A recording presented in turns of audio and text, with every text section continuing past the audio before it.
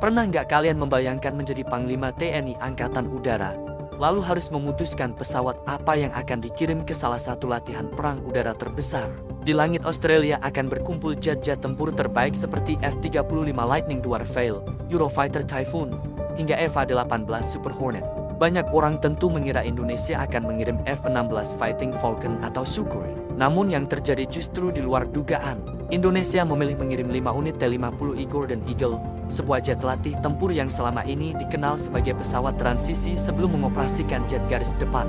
Keputusan ini memunculkan pertanyaan, mengapa Indonesia mengirim pesawat yang dijuluki jet tempur bocil? Apakah TNI kekurangan armada?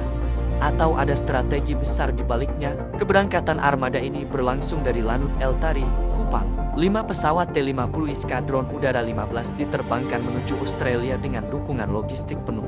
2 pesawat angkut C-130 Hercules turut serta membawa logistik, teknisi, serta personel pendukung untuk memastikan kelancaran operasi di luar negeri. Prosesi pelepasan dilakukan secara resmi dengan penghormatan militer dan menjadi perhatian masyarakat Kupang yang menyaksikan langsung keberangkatan para penerbang.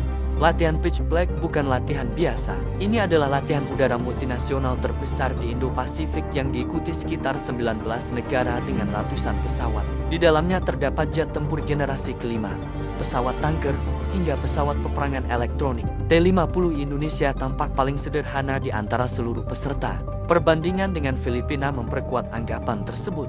Filipina mengirim F-50 Fighting Eagle, yang meskipun satu keluarga, memiliki peningkatan kemampuan tempur yang signifikan.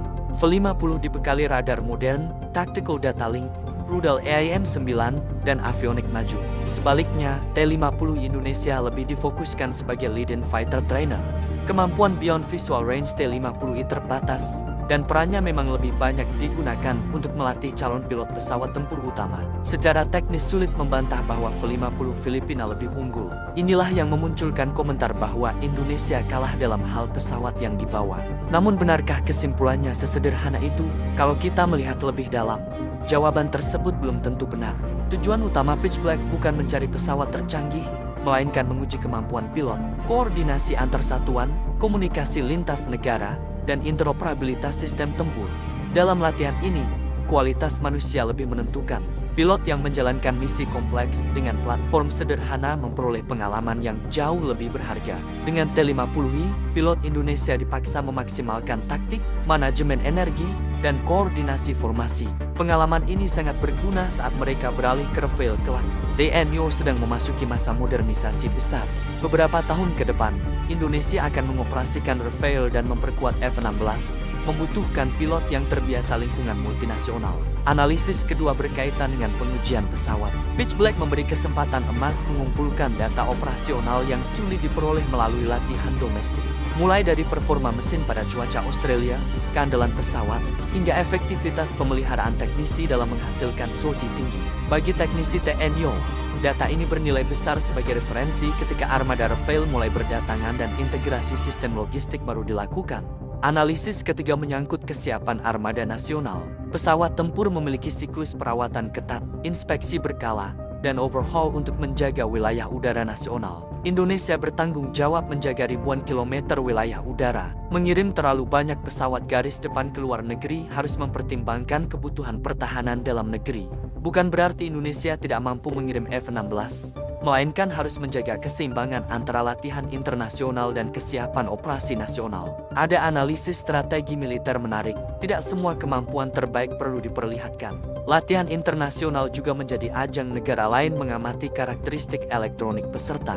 Semakin sering pesawat digunakan, semakin banyak data dikumpulkan pihak lain. Karena itu banyak negara memilih tidak selalu menampilkan konfigurasi tempur terbaik mereka. Mengirim T-50I adalah langkah aman. Indonesia tetap memperoleh manfaat latihan dan menunjukkan komitmen kerjasama tanpa membuka rahasia armada tempur utama.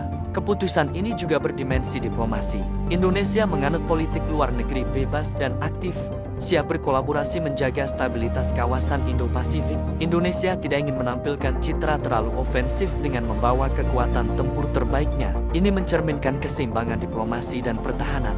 Lalu bagaimana dengan anggapan Indonesia kalah dari Filipina? Jika ukurannya hanya spesifikasi teknis, F-50 memang berada satu tingkat di atas T-50i. Namun jika ukurannya adalah peningkatan kualitas pilot, interoperabilitas, dan pengumpulan data operasional, pengiriman T-50i justru sangat rasional. Bahkan ini bagian dari tahapan modernisasi. Hari ini mereka berlatih dengan T-50i. Besok, saat Rafale beroperasi, mereka sudah berpengalaman di lingkungan internasional kompleks. Dengan kata lain, yang sedang dibangun bukan hanya kekuatan pesawat, tetapi kualitas manusianya. Kekuatan angkatan udara tidak hanya diukur dari kecanggihan pesawat. Pelatihan, disiplin, strategi, dan kemampuan pilot seringkali menentukan kemenangan.